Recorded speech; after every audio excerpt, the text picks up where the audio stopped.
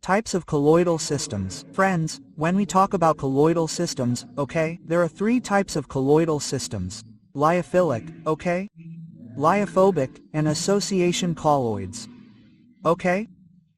Lyophilic is solvent-loving. Lyophobic is solvent-loving, and association colloids have both types. Okay?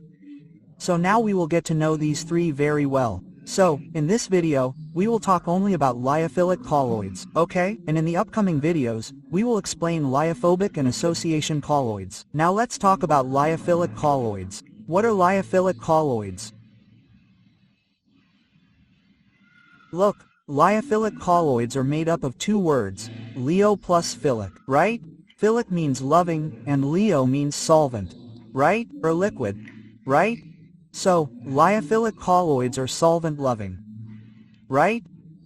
Solvent-loving means that dispersed fuzz has a high affinity for the dispersed medium, right? A dispersed fuzz will maintain a good affinity for the dispersed medium, right? Examples like Asia and gelatin in water, right? Let's also understand this with a diagram to see how it works.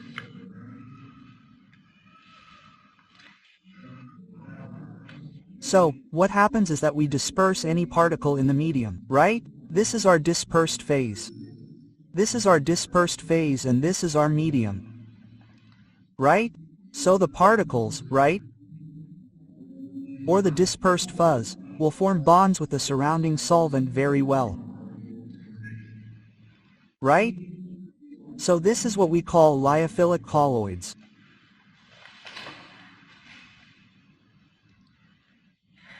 Examples include acesia and gelatin in water, right? And this property, forming attachment with a solvent, is what we call solvation, right? This is what we call solvation. Now, Lyophilic colloids have two parts, right? Hydrophilic and lipophilic, right? Hydrophilic are those solids that have a high affinity for water, right? And lipophilic are those that have a high affinity for oil, right?